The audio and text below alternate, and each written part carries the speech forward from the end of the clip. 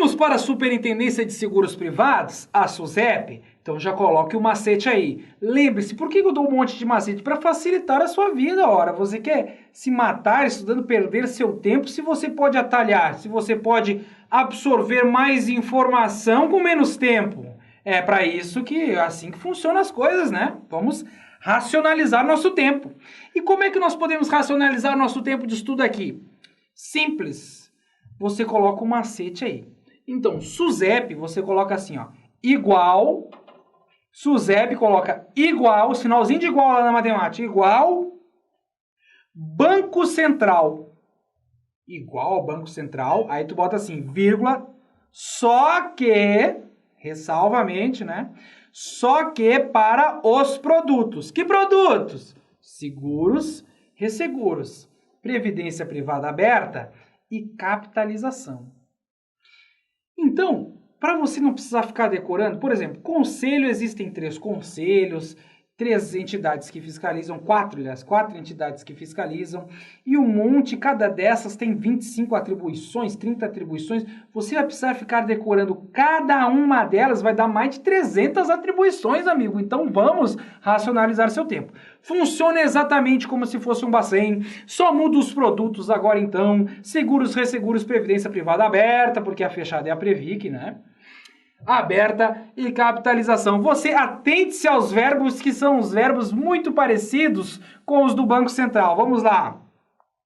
Funciona como Banco Central do ramo de seguros, previdência privada aberta e capitalização. Um órgão responsável por, cumprir e fazer cumprir. Você já viu isso? Já viu isso? Cumprir e fazer cumprir. Quem que cumprir e fazer cumprir antes?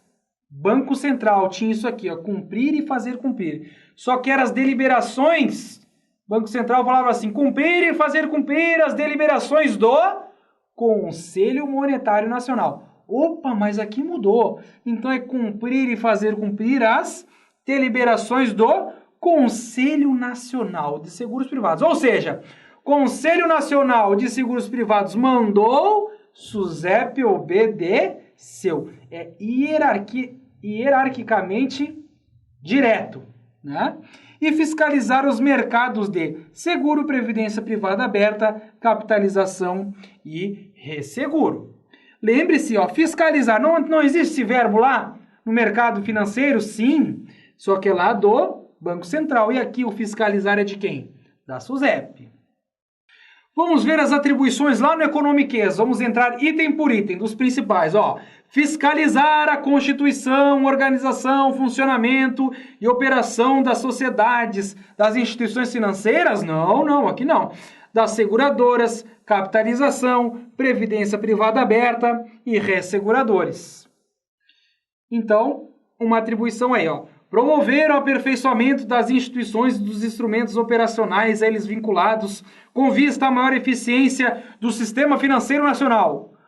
Da política monetária, não, do Sistema Nacional de Seguros Privados e do Sistema Nacional de Capitalização, que muda aqui é o âmbito dos produtos, tá? Olá, zelar pela liquidez e solvência, você já viu essas frases, sim ou não? Sim, só que agora mudou, que integram o mercado. Que mercado? Mercado de seguros. Proteção da poupança popular que se efetua através das operações de seguro, previdência privada aberta e capitalização. Olha só, pessoal, ele usa o sinônimo aqui, poupança popular, no sentido do quê? Das pessoas economizar através desses produtos. Por exemplo, você compra uma previdência privada aberta, você está economizando de uma forma de previdência. Capitalização, você tem aquela economia programada mais sorteios, lembra? Então,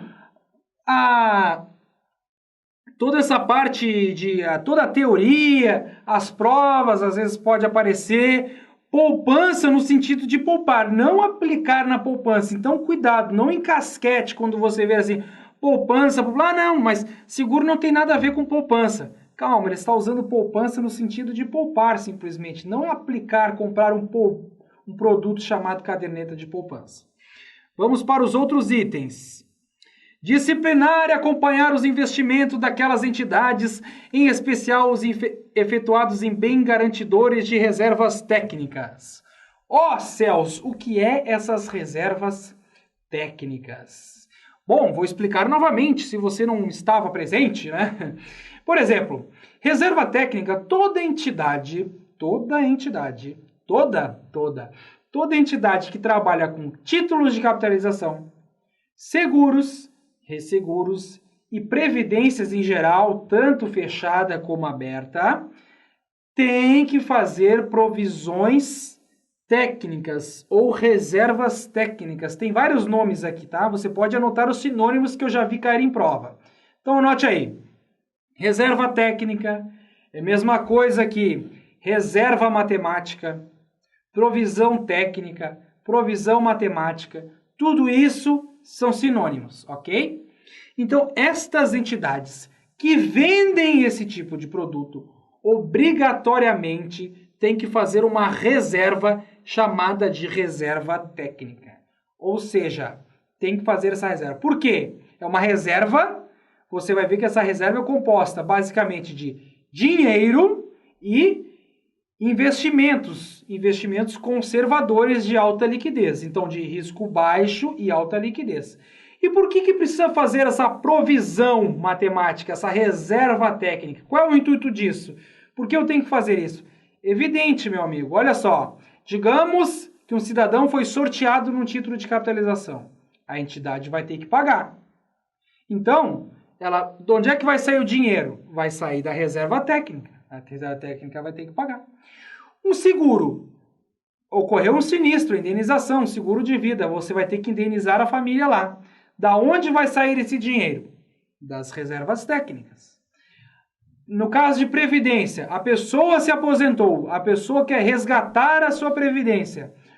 Da onde é que vai sair esse dinheiro? Das reservas técnicas. Seguros, resseguros, todos funcionam dessa maneira, através da reserva técnica. Porque se não... essa reserva técnica, ela é composta do ponto de vista legal. É obrigado a fazer reserva técnica quem vende este tipo de produto. Não é uma coisa opcional, não, é uma coisa legal. E quem que disciplina e acompanha esses investimentos dessas entidades? Justamente a SUSEP. Ela vai bater na porta da entidade, ó. Amigo, você está investindo e você está fazendo reservas técnicas? Vai fazer aquela fiscalização básica. Daí ele vai dizer assim, sim, estou fazendo as minhas reservas técnicas, está aqui.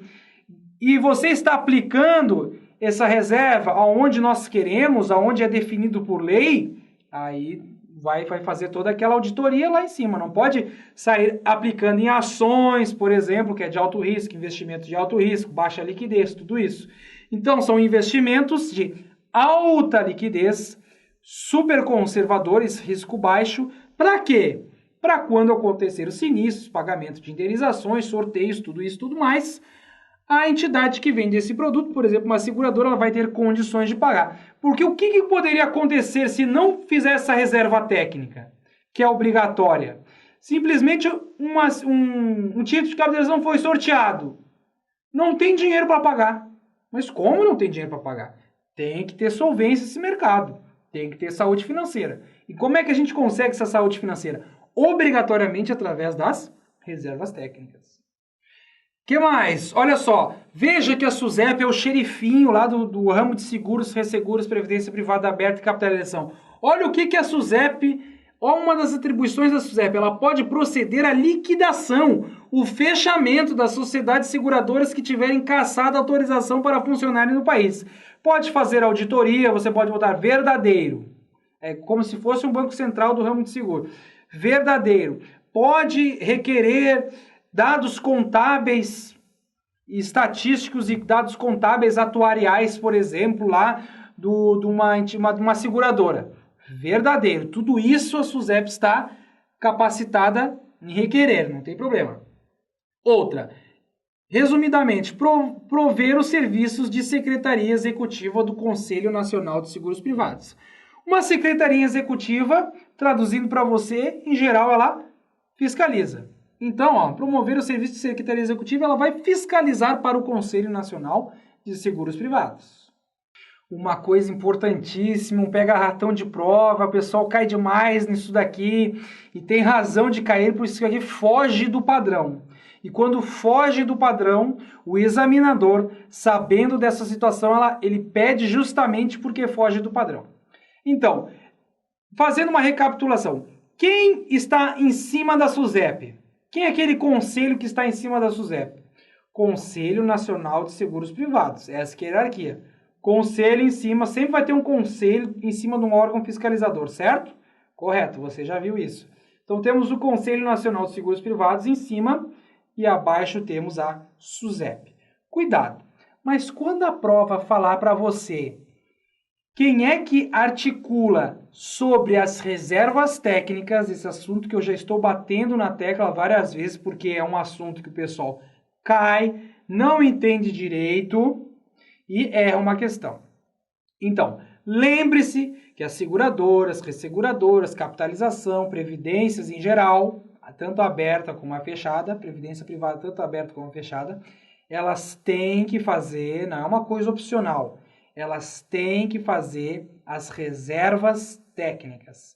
Para quê? É uma segurança para justamente não causar insolvência nesse mercado. Por exemplo, uma indenização de um seguro, então a reserva técnica é como se fosse um colchão ali. Ela vai para servir para gerar saúde financeira. Toda vez que tem que se pagar um seguro, tem que garantir que se pague esse seguro, garantir que pague a previdência, garantir que pague o título de capitalização. Tudo isso através das reservas técnicas. É uma reserva legal, uma reserva obrigatória. Tudo bem. Só que quem que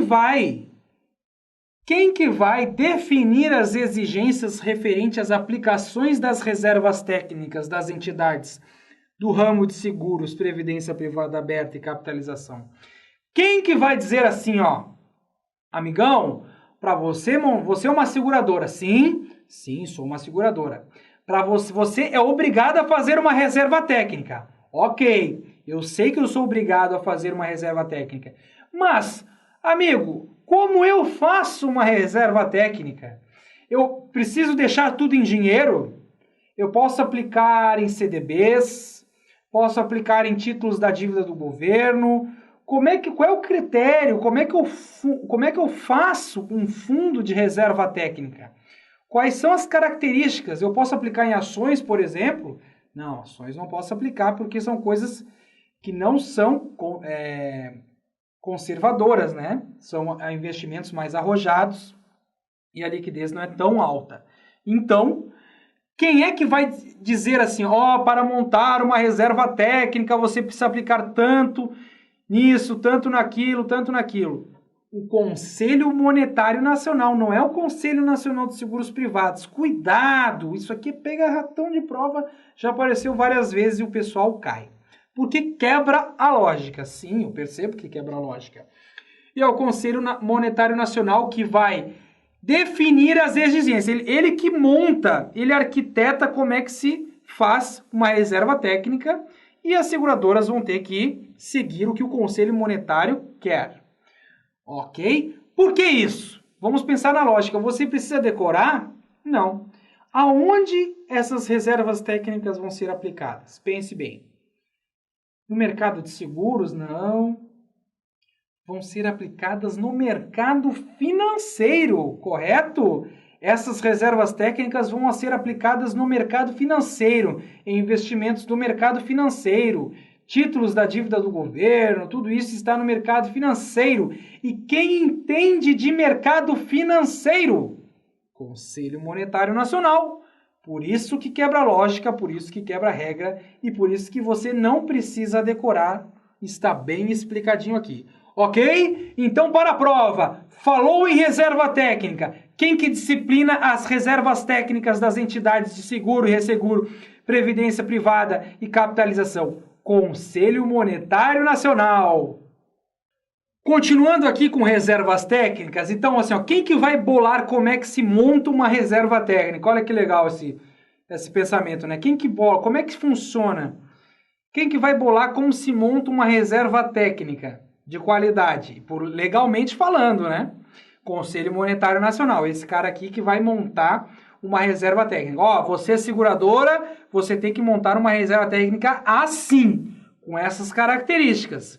Tanto em CDB, tanto em títulos públicos, tanto em dinheiro, enfim, isso aí que monta uma reserva técnica. Mas quem que vai fiscalizar? Lembre-se que o conselho não fiscaliza nada. O conselho sempre arquiteta, sempre bola, sempre monta as normas para o mercado como um todo operar. É o órgão máximo. O órgão máximo, o chefão nunca vai fiscalizar. Isso é muito operacional para ele. Você concorda comigo? Sim. Então, a SUSEP é que vai fiscalizar, supervisionar um nível adequado de reservas técnicas, bem como a composição em termos de aplicações financeiras. A composição dessas reservas não pode ser alterada sem autorização da SUSEP. Quem é que bola uma reserva técnica? Conselho Monetário Nacional, definido por lei. E quem vai fiscalizar se essas reservas técnicas estão efetivamente sendo aplicadas naquilo que se manda aplicar? A SUSEP. A SUSEP fiscaliza e o Conselho Monetário Nacional, então, é que orienta, ok?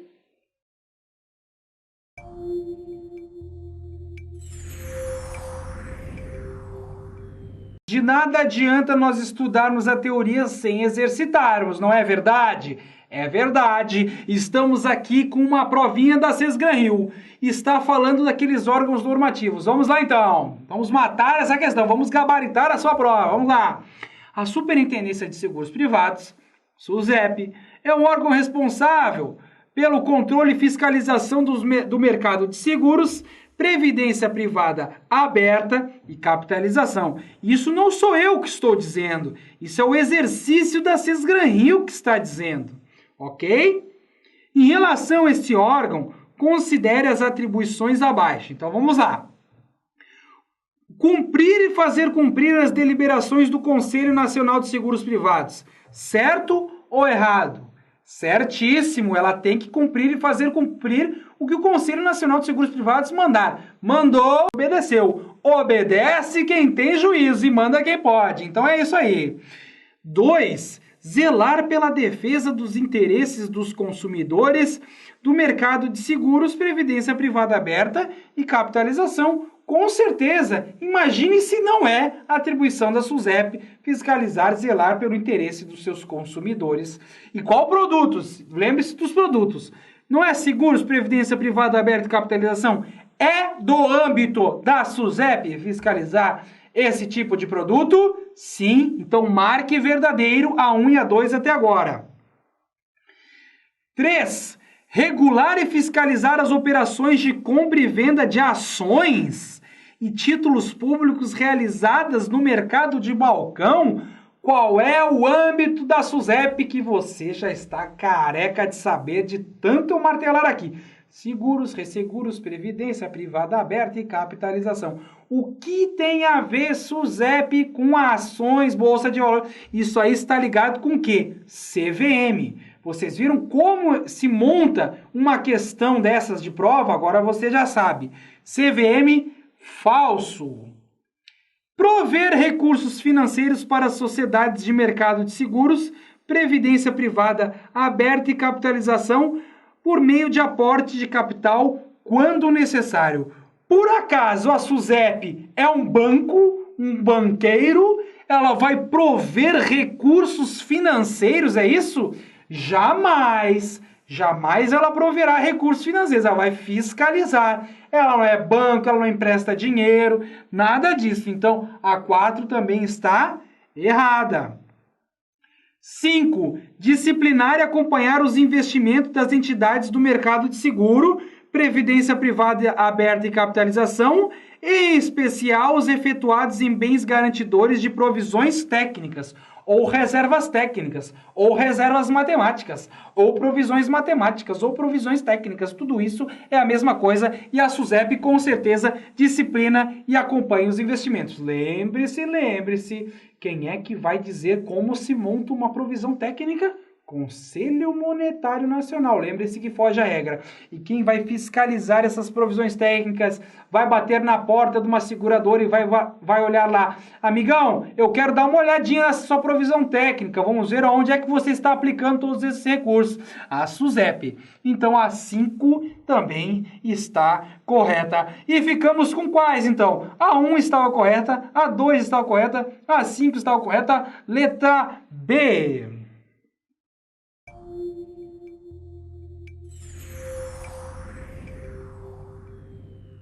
Vamos lá para um produto famosíssimo que cai várias vezes em prova, já caiu várias vezes em prova, é a chamada caderneta de poupança. Ou, mais atualmente, nós podemos falar somente poupança. Que coisa, sinceramente, pessoal, caderneta de poupança é uma coisa muito antiga, certo? Caderneta, as pessoas não era nem eletrônico isso, as pessoas iam com uma cadernetinha para o banco e anotava os rendimentos. Então é daí que surgiu a palavra caderneta. Mas hoje não temos mais caderneta, né? Mas nos editais eu não sei por que ainda aparece caderneta de poupança. Outra coisa que aparece nos jornais também de vez em quando aparece caderneta de poupança. É porque é uma coisa assim que já está atrelada à cultura, né? E não saiu ainda isso. Mas podemos chamar só poupança, sem problema nenhum.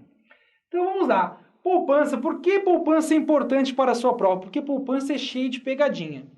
E outra coisa importante, o rendimento da poupança mudou, pessoal. Tem uma nova regrinha, isso é atualizado assim, ó. É muito atual essa informação. Então a chance de cair na sua prova, nossa, muito. Nunca caiu esse assunto. Ó, rendimento da poupança não era mudado desde quando foi criada a poupança. Sempre foi aqueles famosos 0,5%, né? Mais taxa referencial. Sempre foi. Agora mudou o esquema do rendimento da poupança. Vamos ver com calma como é que se dá um novo rendimento da poupança. Então vamos lá. O que você precisa saber para a sua prova? Poupança é um meio de captação para quê? Financiamentos imobiliários. Então, uma instituição financeira, você já sabe, o que faz uma instituição financeira? Intermediação financeira, ó. E aonde está a poupança? É produto de aplicação no mercado ou é produto de captação? Captação. Então, poupança está aqui, ó. E a instituição financeira vai pegar esses recursos e emprestar.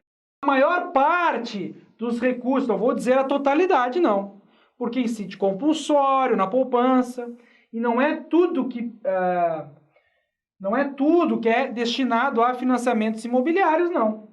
A grande parte, sim, mas tem um pedacinho que a instituição pode emprestar da maneira que ela quiser, ok? Então a grande parte é para financiamentos imobiliários. Outra coisa importante. Diferentemente de um rendimento de CDB, RDB, que é a rentabilidade diária, você pode acompanhar a rentabilidade do CDB diariamente. Por exemplo, de segunda para terça você ganha um pouquinho. Terça para quarta, mais um rendimento. Quarta para quinta, mais um rendimento. Isso estou falando do CDB. A rentabilidade de um CDB é diária. Você pode acompanhar essa rentabilidade todos os dias, certo? Aqui na poupança não. Você tem que respeitar o quê? A data de aniversário. E o que é a data de aniversário? É justamente quando fecha, né, o aniversário da sua poupança. Vamos botar um exemplo. Digamos que você depositou o dia 5 de janeiro. Então você vai receber o rendimento dia 5 de fevereiro. Então essa que é a data de aniversário, por exemplo, dia 5. E se por acaso você resgatar o seu dinheiro antes de fazer aniversário, você perdeu todos os juros. Todos os juros aqui nesse período você perdeu. Então não tem juros proporcional. Não tem, diferentemente de um CDB. De um CDB, você viu que a rentabilidade é diária. Então você tem que esperar, ó, a data de aniversário para você ganhar os juros. Sim, sim. Se você sacar antes, se deu mal. Ok. Se eu coloquei... Espera um mesinho, no outro dia 15 você recebe. Dia 20, mas cuidado, pegadinha. E se eu coloquei dia 29, 30 e 31? Eu vou receber nos respectivos 29, 30 e 31 do outro mês, não, você não irá receber. É aí que está a pegadinha. Se você depositou no dia 29, 30 e 31, você vai receber os rendimentos no dia 1º do outro mês. Do outro mês. Como assim? Explique-se, por favor. Ok. Se você colocou dia 29 de março, você vai receber quando? 29 de abril? Não, você vai receber 1º de maio. É assim que funciona. Então, você vai receber um pouquinho mais de um mês. Concorda comigo? Sim. 29, 30 e 31. 30 de abril, você vai receber dia 30 de maio? Não. Você vai receber dia 1º de junho. É assim que funciona. Então, se você colocou dia 29, 30 e 31, você vai receber, é como se você tivesse depositado no dia 1º. Tá? Não, é a mesma coisa que você tivesse depositado no dia 1º subsequente. Ok, é assim que funciona. Então, as datas de aniversário, você já sabe que cuidado com essa pegadinha. 29, 30 e 31 é a mesma coisa que você tivesse depositado no dia 1º. Outra coisa, o produto, ó, ele separa essas carinhas aqui, ó. Pessoa física e pessoa jurídica sem fins lucrativos é um tipo de produto. Os dois são poupança, mas as características mudam, presta atenção. E aqui PJ com fins lucrativos também muda o produto. Então vamos ver, todos os dois estão poupança. Uma pessoa jurídica pode ter poupança? Pode. Uma pessoa física pode, mas as características do produto mudam. Primeira característica diferente, aqui ó, não paga imposto de renda, amigo. Você tem uma poupança, pessoa física, não paga imposto de renda. Ou uma pessoa jurídica sem fins lucrativos, ó, também não paga imposto de renda. Como assim? Uma associação, um condomínio, tudo isso é pessoa jurídica sem fins lucrativos. Não tem finalidade o lucro. Um asilo de velhinhos, tal, não tem finalidade de lucro. Então, se abrir uma poupança, vai ser sem fins lucrativos, ok? Aqui, temos a poupança com fins lucrativos. Aqui, quando temos, por exemplo, uma empresa qualquer aí, que tem fins lucrativos, um mercado, abriu uma poupança, ok. É com fins lucrativos? Sim. Então, aqui, paga imposto de renda. Então, cuidado com a sua prova. Se a sua prova falar assim, poupança genericamente, toda poupança não paga imposto de renda. Falso. Por quê? Temos imposto de renda nas PJs com fins lucrativos. Agora, se falar que poupança, pessoa física, não tem imposto de renda, tudo bem, não tem, exatamente não tem. Beleza. Só isso? Não. O rendimento também é diferente. O rendimento, a forma de creditar os juros também é diferente. Aqui, a data de aniversário é mensal. Ou seja, você tem que esperar um mês para acreditar os seus juros, ok? Respeitando, é claro, 29, 30 e 31, como você já sabe.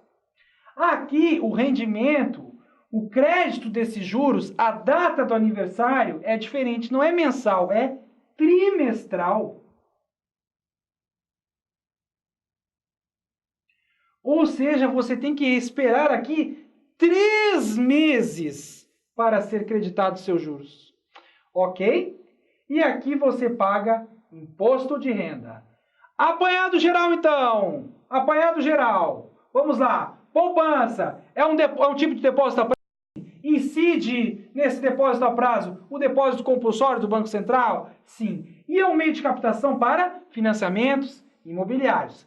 Como é que funciona a remuneração? Tem que respeitar a data do aniversário. A data do aniversário para pessoas físicas, 1 mês. Data de aniversário para pessoas jurídicas, 3 meses. Então, cuidado, ó, tem que estar casadinho, dia com o dia. Respeitando 29, 30 e 31. 29, 30 e 31 é como se você tivesse depositado no primeiro dia do mês seguinte. Funciona desta maneira. Aqui, você não paga imposto de renda. E para a PJ com fins lucrativos, por exemplo, no mercado, você paga imposto de renda. Vamos lá, pessoal, falando da nova remuneração da poupança. Nossa, isso aqui está quentinho do forno, hein? Assunto super atual. Então, qual é a chance de cair isso na sua prova? Nossa, demais, né? É óbvio que nunca caiu em prova, porque isso aqui acabou de ser mudado. Então, que nem eu estava falando, que a remuneração da poupança era uma coisa que nunca tinham mexido, assim, ó, historicamente, assim, muito. Nunca tinha mexido. Agora que mexeram. Por quê? Porque justamente os juros estão caindo tanto, que tiveram que mexer, então, no rendimento da poupança. Então, que tipo de juros que eu estou falando que está caindo? Famosa taxa Selic. Então, vamos relembrar um pouquinho. Quem é que mexe na taxa Selic lá? Quem é que se reúne aproximadamente a 45 dias para mexer na Selic? Na taxa Selic? O Copom. Comitê de Política Monetária. Esse cara aqui, que é a alta cúpula do Bacen, lembra? Que ele vai reunir-se periodicamente para definir a taxa Selic. Ele pode subir a taxa, pode baixar a taxa, pode manter a taxa com ou sem viés. Beleza? Tudo isso você se lembra, tranquilo. A taxa Selic, então, qual é a remuneração da poupança? Depende, agora depende. Antes, eu tinha certeza que o quê? Ela pagava quanto? 0,5% ao mês, mais a taxa referencial. 0,5% mais a taxa referencial. Independentemente de taxa Selic, viu? Era isso daqui. Não interessava que a taxa Selic estava naquele dia, naquele momento. Tá? 0,5% mais TR. Agora, se eu fazer uma pergunta, fazem uma pergunta para você assim. Qual é o rendimento da poupança? A melhor resposta é depende. Depende do quê? Da taxa Selic. Por quê? Se a taxa Selic bater, então você sabe que ela sobe, que ela desce, ela pode ser mantida, tudo isso depende do Copom. Quando a taxa Selic bater 8,5% ao ano, que essa taxa é mensurada ao ano, como nós vimos, né? Quando essa taxa bater 8,5% ao ano, a rentabilidade muda. Ela sai desse padrão 0,5% mais TR e vai para o padrão o quê? 70% ou 0,7 vezes a taxa Selic. Ou 70%, né?